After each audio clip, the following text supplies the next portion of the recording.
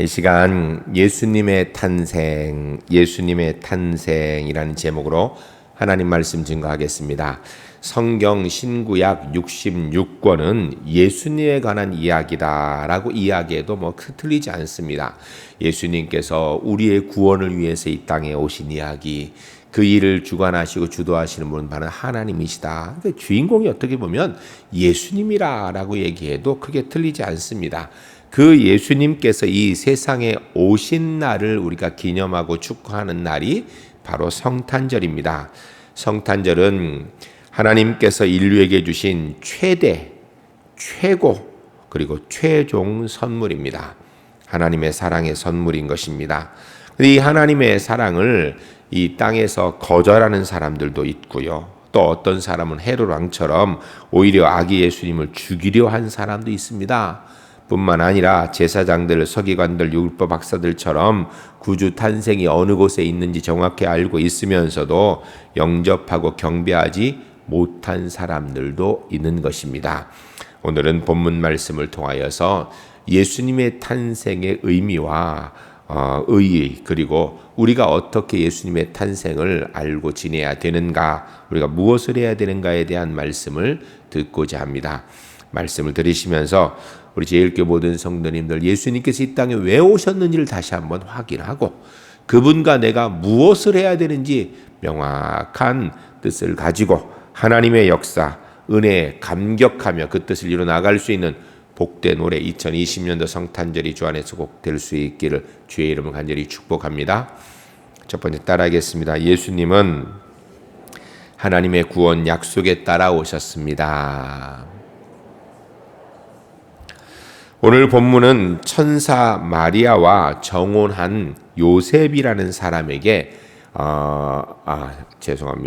천사가 마리아와 정혼한 요셉이라는 사람에게, 마리아가 천사는 아니죠. 사람에게 천사가 찾아와서 현몽하고 있는 내용을 기록한 것입니다. 그 내용이 무엇인가 21절 말씀에 요약이 되어 있어요. 우리가 21절 말씀 같이 읽을 때 천사가 와서 무엇을 말씀하냐 생각하면서 같이 읽겠습니다. 아들을 낳으리니 이름을 예수라 하라. 이는 그가 자기 백성을 그들의 죄에서 구원할 자이심이라 하니라. 아멘.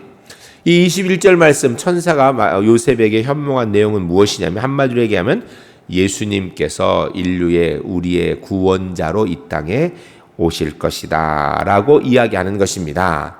그런데 이 예수님이 우리의 구원자로 이 땅에 오신다는 이야기가 전혀 없다가 갑자기 천사가 나타나서 요셉에게 이야기한 것으로 시작되는가 하면 그게 아니에요. 우리가 구약성경 39권을 읽어보면 역대에 관한 이야기, 역사에 관한 이야기를 빼고 난 나머지 책들에 보면 수없이 많은 예수님의 탄생, 구세주의 탄생에 대한 예언들이 있습니다. 줄 잡아서 200~300회 이상이 나와 있습니다. 굉장히 많이 나와 있는 거예요. 그런 이 약속에 대해서 성경을 몇 군데를 좀 살펴볼 텐데요. 가장 먼저 창세기 3장 15절 말씀입니다. 이렇게 되어 있습니다. 내가 너로 여자와 원수가 되게 하고 내 후손도 여자의 후손과 원수가 되게 하리니 여자의 후손은 내 머리를 상하게 할 것이요 너는 그의 발꿈치를 상하게 할 것이니라 하시고. 아멘. 여러분, 이 말씀의 배경은 첫 번째 사람 아담과 하와가 하나님의 명령을 어기게 되어서 결국은 에덴 동산에서 쫓겨나게 됩니다. 그런데 그것으로 마치는 것이 아니라 하나님께서 사단에게 벌을 주셔서 다시 하나님 백성들을 회복시켜 주실 것이라는 구원의 약속인 겁니다. 여기에서 내가 아는 하나님이고 너로는 이거 사탄을 이야기하는 것입니다. 여자의 후손과 여자와 원수가 되게 하고 있는 여자는 바로 인류를 이야기하는 것이죠. 그런데 원수가 되게 했다는 이야기는 바로 죄를 지어 타락하게 했다라는 것입니다. 그 결과로 인하여서 그 후손들이 이제는 죄 가운데 있지만 하나님께서 그냥 두신 것이 아니라 여자의 후손을 통하여서 내 머리를 상하게 할 것이요. 이것은 여러분 뭐든지 머리가 상하면 죽게 되는 것이죠. 그러니까 여자의 후손 메시아가 와서 사탄을 제압하고 물리칠 거라는 것이고요. 너는 그의 발꿈치를 상하게 할 것이다. 발꿈치를 상하게 된 여러분, 발꿈치가 상하면 얼마나 아프겠어요. 그 예수님께서 사단으로부터 심하게 고통당하실 것을 말씀하심으로 인하여서, 그러나 결국은 사단을 제압하고 구원의 은혜를 이루실 구원자를 보내주실 것이다라고 창세기부터 예언하고 있는 거예요. 그리고 또 이어서 보면 사실은 구약 성경에 곳곳에서 있습니다. 시편에도 여러 곳이 있고요. 또 다른 책에도 있는데 이사야에 보면 또 명확하게 여러 곳이, 오늘 이사야 말씀 몇 군데를 보겠습니다. 구약 성경 이사야 7장 14절에 보면 이런 말씀이 있습니다. 그러므로 주께서 친히 징조를 너에게 주실 것이라. 보라, 처녀가 잉태하여 아들을 낳을 것이요 그 이름을 임마누엘이라 하리라. 아멘. 처녀가 잉태하여 아들을 낳을 것이다. 단적으로 메시아 구원자를 보내주실 것이다 라고 얘기하는 거예요. 그런데 문제는 처녀가 잉태하여 아들을 낳을 것이다, 이 말씀을 전한 이사야가 이해했을까? 제가 볼 때 이해 못했을 것 같아요. 이 말씀을 들은 이스라엘 백성들에게 이해하는 사람이 있었을까? 아무도 없었을 것 같아요. 왜냐하면 처녀가 잉태했다라는 이야기는 이 처녀가 결혼은 안 했지만 분명히 어떤 남자와 상관하여서 잉태하였다라고 생각할 수밖에 없는 것이 사람이기 때문이에요. 왜냐하면 그 외에는 잉태되는 방법이 없기 때문입니다. 그러나 어쨌든 이 말씀이 선포되어져 있었어요. 무슨 말인지 이해를 못했지만 선포되어지는 이 말씀은 확실한 것은 구원자가 이 땅에 오실 것이다라는 것을 말씀하는 것입니다. 그리고 이어지는 이사야 9장 6절 말씀에 이는 한 아기가 우리에게서 낳고 한 아들을 우리에게 주신 바 되었는데 그의 어깨는 정사를 메웠고 그의 이름은 기묘자라, 모사라, 전능하신 하나님이라, 영존하신 아버지라, 평강의 왕이라 할 것임이라. 아멘. 그 한 아이가 태어나게 되는데 이 한 아이가 누군가? 그냥 일반 사람 중에 한 사람이 아니라 하나님이시다라고 얘기하는 것입니다. 우리에게 올 구원자가 누구신가? 하나님께서 바로 이 땅에 오신다라는 거예요. 그래서 뭐라고 하냐면 어깨에 정사를 메었고 이름은 기묘자라, 모사라, 전능하신 하나님이라, 영존하신 아버지라, 평강의 왕. 이것은요 하나님을 지칭하는 말들이에요. 그러니까 우리에게 구원주로 오시는 분이 계신데 누가 오시는가? 하나님이 이 땅에 오실 것이라는 걸 얘기하는 것입니다. 그럼 그 하나님께서 이 땅에서 무엇 하시는가? 이사야 53장 5절 6절 말씀에 그가 찔림은 우리의 허물 때문이요 그가 상함 우리의 죄악 때문이라.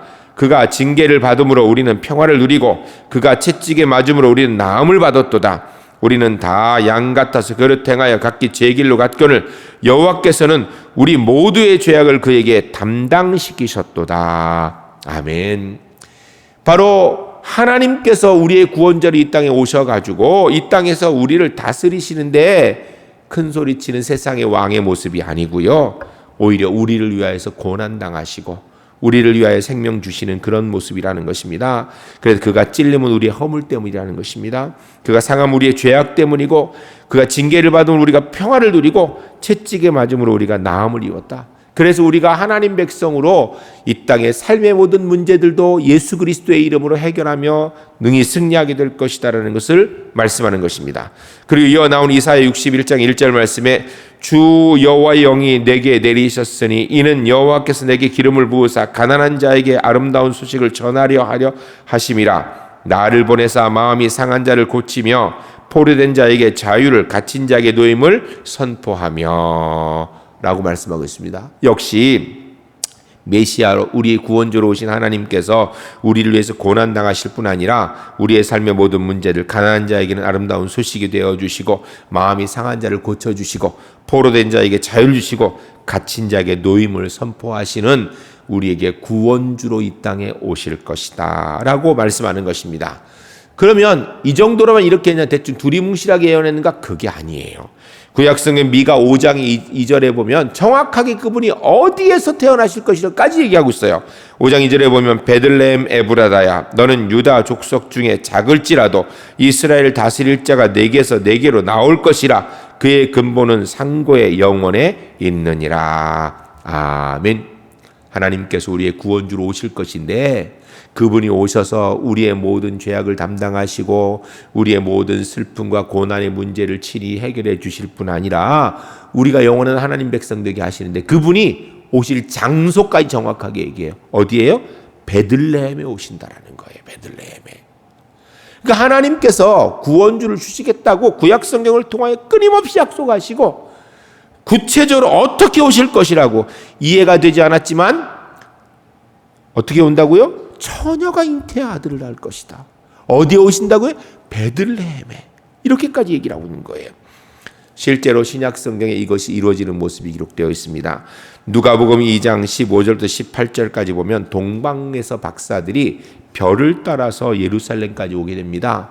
그런데 그곳에서 별을 잊어버리게 돼요.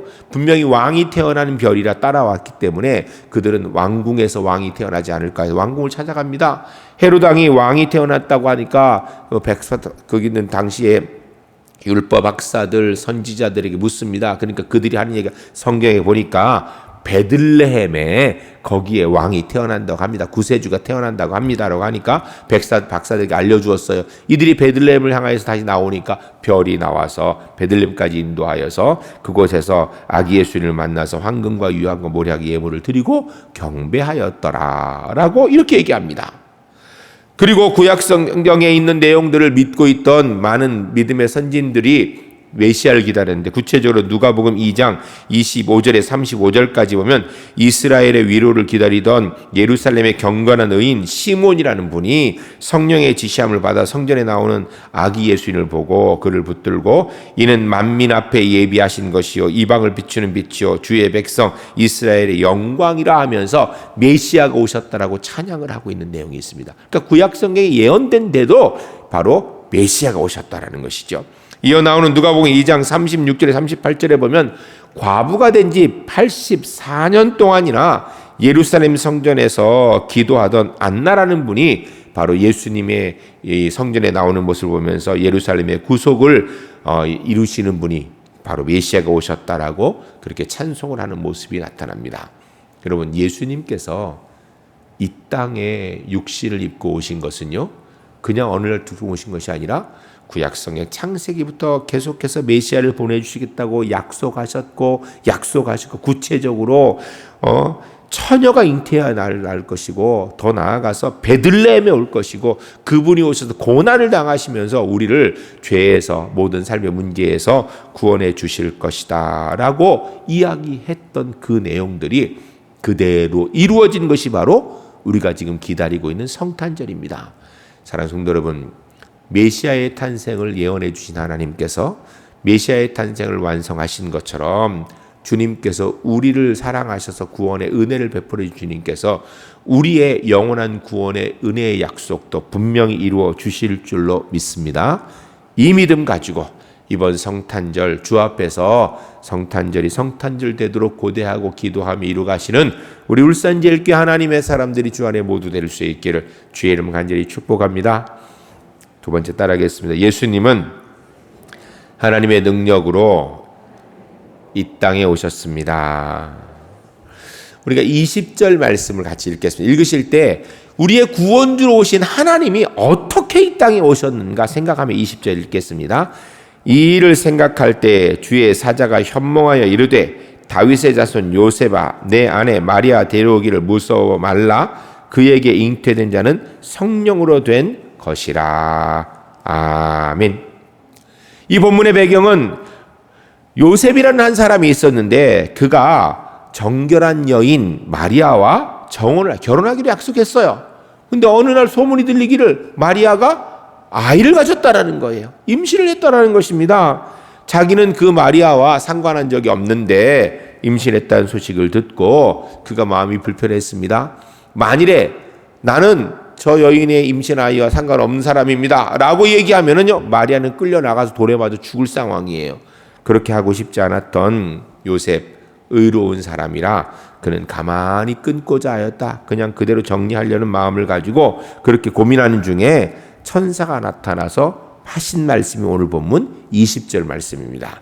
이 20절 말씀을 보게 되면 크게 세 가지 메시지를 이야기하는데 첫 번째는 마리아에게 수태된 것은 그 아이는 누가 다른 사람이 한 것이 아니고 성령으로 인하여서 잉태된 것이다. 사실은 이해할 수 없는 이야기지만 천사가 나타나서 하는 이야기가 이 마리아가 임신한 것은 다른 어떤 상황이 아니라 하나님의 능력으로 되어졌다라는 것입니다. 그러므로 두 번째, 마리아 데려오는 것을 두려워하고 걱정하지 말라, 염려하지 말라라는 거예요. 세 번째는 마리아가 아이를 낳을 텐데 아들을 낳을 것이다. 그리고 이름을 예수라 하라라고 합니다. 예수 하면 우리는 그냥 뭐 예수 이 정도 하는데, 여러분 예수라는 이름의 뜻은 바로 구원자라는 뜻인 것입니다. 우리의 구원자다 이런 뜻이에요. 여러분, 이 예수님의 탄생과 예수님의 이름은 일반적인 우리의 사람의 것과는 좀 다르지요. 여러분, 우리는 누구든지 아담 이후의 모든 사람은 다 부정 모혈을 통하여서 태어나는 겁니다. 근데 예수님은 그렇게 사람과의 관계에서 태어난 분이 아니라 성령으로 인하여서 하나님의 권능으로 이 땅에 잉태되셨다라고 이야기합니다. 또한 여러분, 일반적으로 우리도 아이를 낳으면 이름을 누가 지어요? 대개 아버지 엄마가 짓든지 아니면 할아버지 할머니 짓든지 아니면 목사님한테 가서 이렇게 묻든지 아니면은 뭐 장명가한테 묻든지 이렇게 짓습니다. 한마디로 얘기하면 사람의 이름을 누가 짓는가? 사람이 짓는다라는 거예요. 유대인들의 풍습에 있으면 보통 아버지가 아들의 이름을 짓습니다. 근데 예수님의 이름은 요셉이 지은 게 아니에요. 요셉의 할아버지, 요셉의 아버지가 지은 것도 아니고요. 주변에 있는 유명한 사람이 지은 것도 아니에요. 누가 지어줬어요? 하나님이 지어주신 거예요. 하나님께서 직접 아들을 낳으면 예수란 이름을 붙이라라고 말씀하신 것입니다. 이런 비슷한 경우가 누가복음 1장의 세례 요한의 경우에 나타납니다. 물론 세례 요한은 성령으로 잉태된 건 아니에요. 그러나 아이를 낳지 못하고 있는 사가랴와 엘리사벳에게 하나님의 은혜로 부정모혈로 세례 요한이 잉태하게 됩니다. 그런데 이 세례 요한의 이름은 누가 지어줬는가? 하나님께서 지어주셨어요. 태어나면 요한이라고 해라 라고 이렇게 지어주신 것입니다. 여러분, 성경을 통하여 볼 때 하나님께서 하나님의 특별한 역사를 위하여서 하나님의 놀라운 능력의 방법으로 구원자를 이 땅에 보내주셨다는 걸 이야기합니다. 예수님은 그 탄생부터 시작부터 죄인인 우리와는 다르다라는 거예요. 여러분, 죄인의 구원을 위해서 죄인은 할 수 있는 게 없습니다.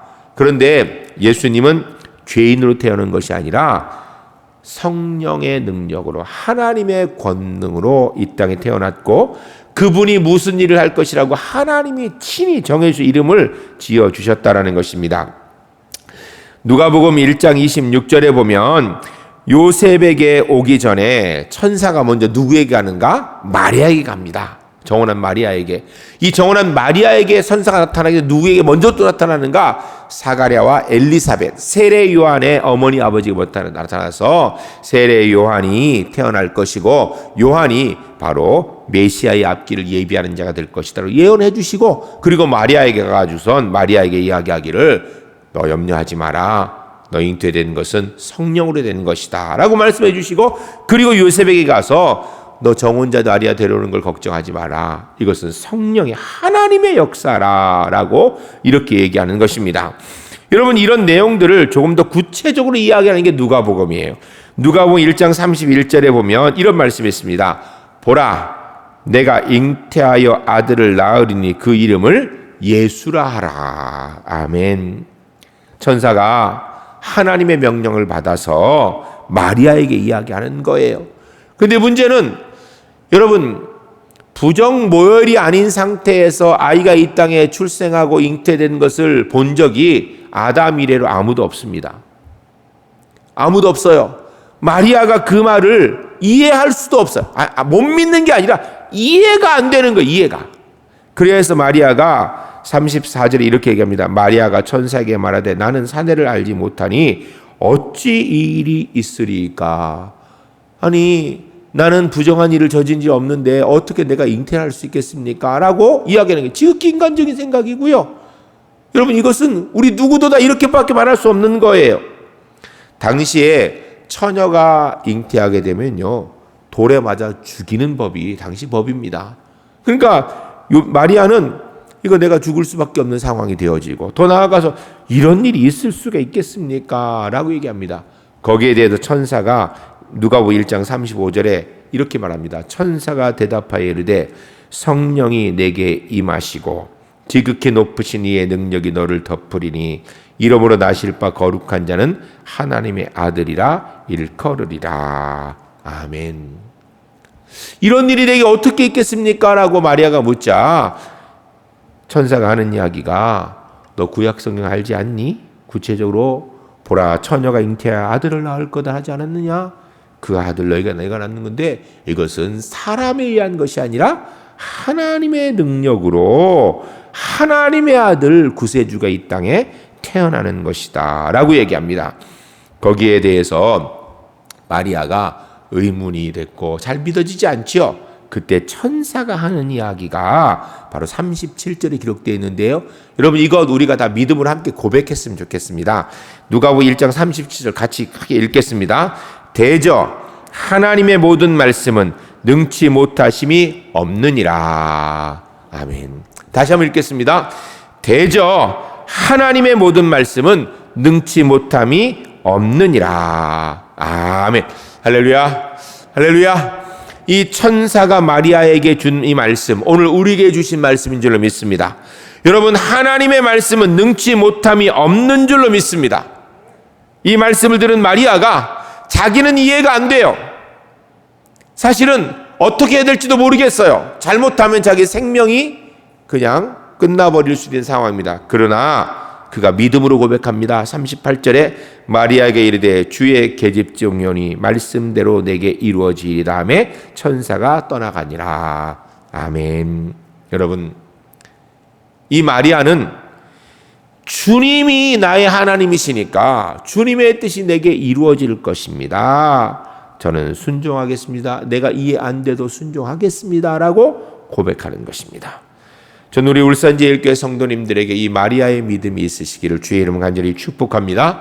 천사가 말한 이 믿음대로 아멘 주님의 뜻이 이루어질 줄로 믿습니다. 이 고백이 있는 이번 성탄절이 될 수 있기를 주의 이름 간절히 축복합니다. 특별히 코로나 상황에서 이번 성탄절 맞이하는데 정말 어려움이 많이 있지요.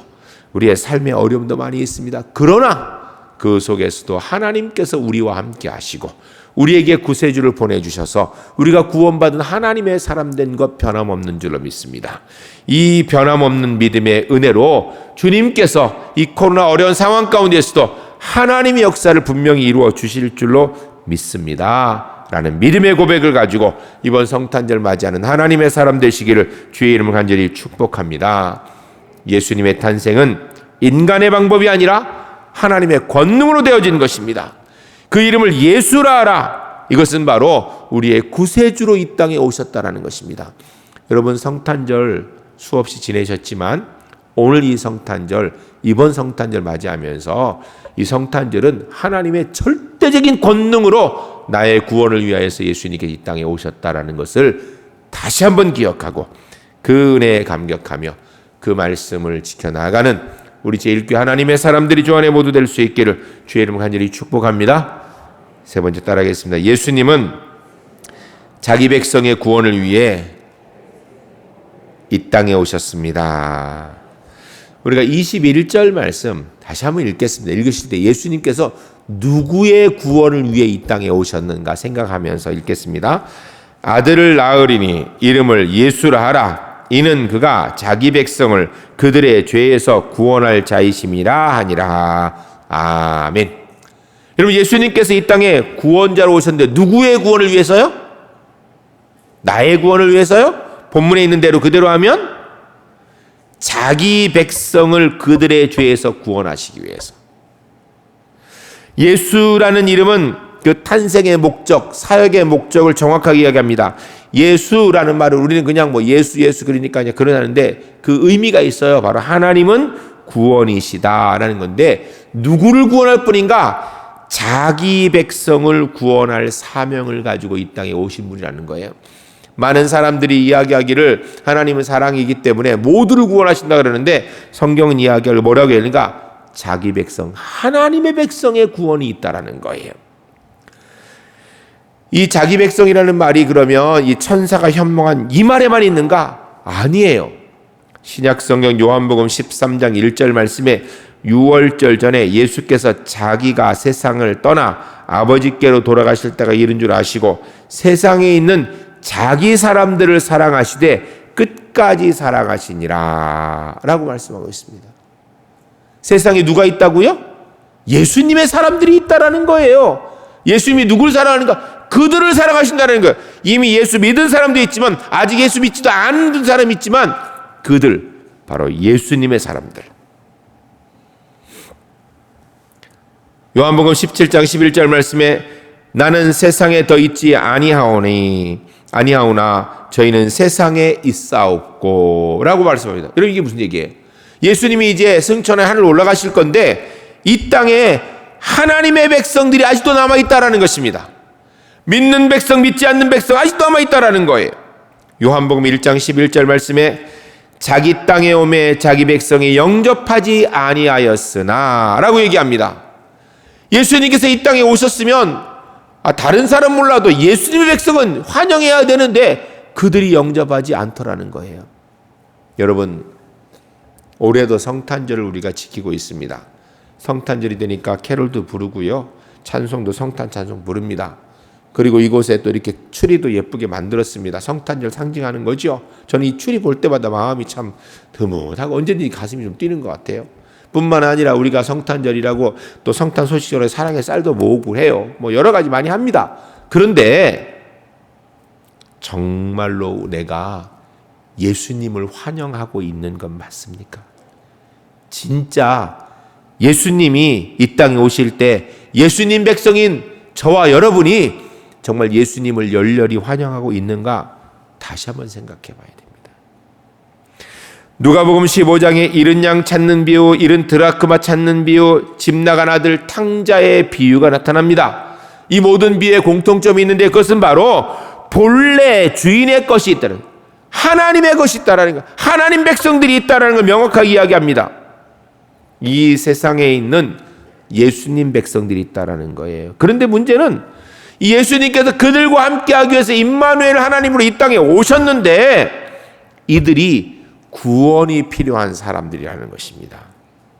그래서 자기 백성의 구원을 위해 오신 거예요. 우리가 21절 말씀 다시 한번 읽겠습니다. 왜 자기 백성이 구원이 필요한 사람들인가 다시 생각하면서 왜 우리가 구원이 필요한 사람인가 생각하면 읽겠습니다. 아들을 낳으리니 이름을 예수라 하라. 이는 그가 자기 백성을 그들의 죄에서 구원할 자이심이라 하니라. 아멘.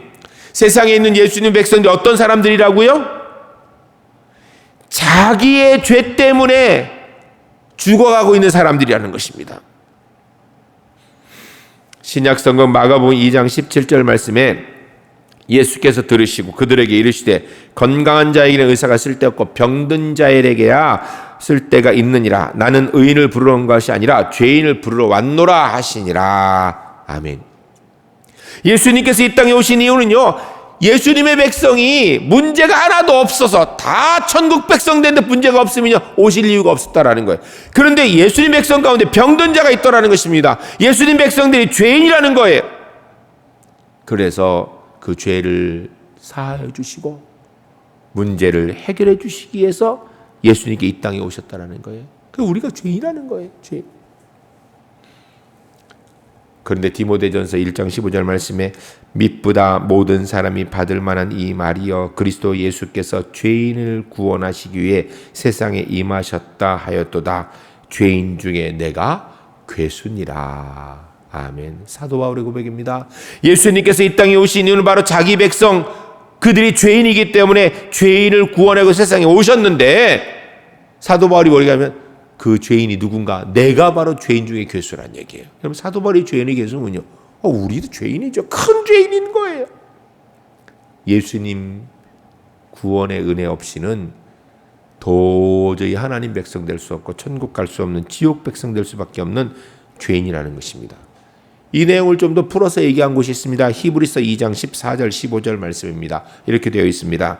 자녀들이 혈과 육에 속하였음에 그도 또한 같은 모양으로 혈과 육을 함께 지니심은 죽음을 통하여 죽음의 세력을 잡은 자 곧 마귀를 멸하시며 또 죽기를 무서워함으로 한평생 종에 매어 노릇하는 모든 자들 놓아주려 하심이니. 아멘.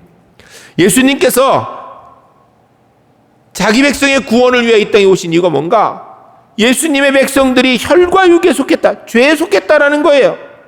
그리하여서 사단에게 잡혀가지고선 죄의 세력에 잡혀서 죽을까봐 두려워, 지옥 갈까 두려워 덜덜 떠는 상태에 있다라는 것입니다. 그래서 그들의 구원을 위해서, 예수님께 자기 백성의 구원을 위해서 본인도 혈과 육신을 입고 이 땅에 오셨다라는 것입니다. 그래서 사단을 제압하시고 죄에서 두려워 떨고 있는 그들을 구원하셔서 영원한 하나님 나라의 백성, 천국 백성으로 인도하시기 위해서 이 땅에 오신 날, 이게 바로 성탄절이라는 것입니다. 그런데 주님께서 이 땅에 오셔서 그럼 어떻게 자기 백성을 구원하셨는가? 그 방법이 마가복음 10장 45절에 기록되어 있습니다. 인자가 온 것은 섬김을 받으려 함이 아니라 도리어 섬기려 하고 자기 목숨을 많은 사람의 대속물로 주려 함이니라. 아멘. 예수님께서 이 땅에 구원을 이루는 방법이 뭐였는가? 내 대신에 죄값을 치러 생명을 주시는 것이었다는 것입니다. 누가복음 19장 9절 10절에 예수께서 이르시되 오늘 구원이 이 집에 이르렀으니 이 사람도 아브라함의 자손이로다. 인자가 온 것은 잃어버린 자를 찾아 구원하려 함이니라. 아멘. 이 본문의 주인공은 누구냐? 삭개오예요. 여러분, 구약 성경에서 또 유대인 사회에서 죄인의 대표가 누구예요? 여자는 창기고요, 남자는 세리예요. 세리가 창기, 이게 제일 나쁜 사람들이라고 표현되어 있는 거예요. 그런데 삭개오는 어떤 사람인가? 세리 중에 장이에요. 세리장. 그런데 알고 보니까 그가 예수님의 백성이라는 거예요. 그래서 예수님께서 그의 죄를 위하여서 삭개오를 만나기 위해서 여리고까지 오셨다는 것입니다. 여러분, 저와 여러분이 죄인이기 때문에 주님께서 우리의 구원을 위해서 우리를 찾아와 만나 주심으로 우리가 하나님 백성 된 줄로 믿습니다. 그런데요, 그럼 어떻게 하면 돼요? 이제 예수님께서는 육신을 입고 오셔서 우리를 위해 생명까지 주셨습니다. 그럼 우리는 뭐 해야 되는가? 어떻게 하면 구원받는가? 요한복음 1장 12절 13절에 답이 나와 있어요. 영접하는 자 곧 그 이름을 믿는 자에게는 하나님의 자녀가 되는 권세를 주셨으니 이는 혈통으로나 육정으로나 사람의 뜻으로 나지 아니하고 오직 하나님께로부터 난 자들이니라. 아멘. 이 땅에서 착하게 산다고 구원받는 게 아니라는 거예요. 좋은 가문에 태어나서 구원받는 게 아니라는 것입니다. 노력한다 구원받는 것이 아니라 어떻게 해야 되는가? 예수 그리스도께서 나의 구원을 이 땅에 오셨음을 믿음으로, 영접함으로, 누구든지 믿음으로 구원한다라는 것입니다. 혈통으로나 육정으로나 사람의 뜻으로 나지 아니했다는 이야기는요, 인간의 노력과 방법으로, 배경으로 구원의 길이 없다라는 것입니다. 사랑하는 성도 여러분, 성탄절은 예수 그리스도께서 자기 백성을 위해 구원하러 오신 영광의 날입니다.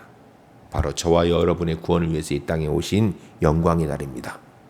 우리는 예수 그리스도를 나의 구주로 영접함으로 구원받는 하나님의 사람 되어졌어요. 이제 우리가 이번 성탄절을 맞이하면서 마음에 다시 한번 다짐해야 될 것은 이 땅에 아직도 구원받지 못한 하나님의 백성이 있다는 것입니다. 예수님의 백성이 있어요. 그들에게 예수 그리스도를 증거함으로, 알려줌으로 하늘에는 영광, 땅에는 평화가 충만하게 만드는 일을 이루게 되는 것입니다. 이 일을 이루어 나가야 되는 것이 바로 성탄절을 맞이하는 하나님 백성의 자세입니다. 이번 성탄절 코로나19 때문에 상당히 어렵습니다. 그럼 우리에게 변함없는 사실은 예수님께서 나의 구원을 위해서 하나님을 버리시고, 하나님의 자리 버리시고, 하나님의 존재 버리시고 육신을 입고 오셔서 생명 주심으로 내가 구원 얻었습니다. 주님께서 나를 통해 영광 거두시길 원하는데 그 방법은 다른 거 아니에요. 물론 우리가 착하게 살고 열심히 살고 남 도와주고 다 좋습니다. 그거 나쁘다고 얘기하는 거 아니에요. 그거 좋은데요, 그것만 해서는 안 돼요. 예수님께서 바로 예수님 백성 당신을 위해서 이 땅에 그렇게 구원의 은혜를 이루셨다라고 이 소식을 전해야 됩니다. 거기에 하나님께 영광, 땅에는 평화가 있는 것입니다. 이번 성탄절 이 복음 또한 증거함으로 하늘의 영광, 땅에는 평화를 이루는 우리 울산제일교회 하나님의 사람들이 주 안에 모두 될 수 있기를 주의 이름으로 간절히 축복합니다. 우리 함께 기도하겠습니다. 기도할 때 하나님, 예수님의 탄생, 하나님의 특별한 약속과 섭리 가운데 되셨습니다. 그 은혜로 제가 구원받았습니다. 아직도 하나님의 백성, 예수님 백성 구원받지 못한 사람에게 복음 전함으로 하늘의 영광, 땅의 평화를 이루는 하나님의 사람 성탄절 되겠습니다. 기도하겠습니다. 거룩하신 아버지 하나님, 하나님의 귀한 백성들에게 아버지 독생자 예수 그리스도를 육신을 입고 이 땅에 보내주시기로 수없이 약속하셨고 그 약속을 이루어 주셨습니다. 그 주님께서 이 땅에 오셔서 하나님의 능력으로 이 땅에 오셔서 나를 위하여서, 나의 구원을 위해서 생명을 주셨습니다. 하나님 아버지, 이제는 내가 예수 그리스도를 나의 구주로 믿음으로 구원받는 하나님의 자녀 되었습니다. 하나님 아버지, 우리가 이번 성탄절에도 해야 될 일은 바로 하늘의 영광, 땅의 평화를 이루는 일인데 그것은 바로 이 예수님 증거함으로 이루는 것입니다. 하나님 아버지, 제일교회 하나님의 사람들, 아버지 하나님, 이번 성탄에도 분명히 이 성탄의 소식을 증거함으로 하늘의 영광, 땅의 평화가 충만하게 만드는 은혜의 성탄절 함께 이루어갈 수 있도록 주님 인도하여 주시옵소서. 거룩하신 아버지 하나님, 감사합니다. 하나님의 구원의 약속대로 하나님의 권능의 능력으로 독생자 예수 그리스도를 이 땅에 육신을 입고 보내주시고 그분이 나를 위하여서 생명 주심으로 그 값으로 어리석고 부족한 제가 구원받은 하나님의 자녀 되게 하신 것 다시 한번 우리가 스스로 깨닫고 말씀 듣고 확인하며 감사드립니다. 하나님, 이번 성탄절 정말 하늘에는 영광, 땅에는 평화가 가득해야 되는데 그 방법은 아직까지도 예수님 알지 못하는 예수님 백성들에게 이 소식을 전함으로 이루어지는 것입니다. 우리 울산 제1교회가 예수님 증거함으로 이번 성탄절 하늘에는 영광, 땅에는 평화가 충만한 성탄절이 되어지도록 만들어가는 하나님의 사람들 되도록 인도하여 주시옵소서. 하나님 아버지, 오늘도 인생의 무거운 짐을 지고 주 앞에 나온 분들 그 짐 다 내려놓게 하시고 주의 손 붙들고 넉넉히 승리한 하나님의 사람들 되도록 은혜 베풀어 주시옵소서. 오늘도 주 앞에 나올 때 영과 육의 연약함을 지고 나온 분들이시고 한 주에 손 얹고 기도하오니 성령 하나님 예수 그리스도의 보혈에 권능의 어느새를 얹어주셔서 깨끗이 치료하여 주시옵소서. 예수 그리스도의 이름으로 명하노니 모든 영과 육의 연약함들은 깨끗이 떠나갈지어다. 온전히 회복되어질지어다. 이 땅의 코로나19 바이러스는 깨끗이 사멸되어질지어다. 하나님 주신 영육권의 강건함 가지고 하나님 사랑하며 가족 사랑하며 성도 사랑하며 이웃 사랑하는 하나님의 사람으로 승리할 수 있기를 예수 그리스도의 간절히 축복하며 기도하옵나이다. 아멘.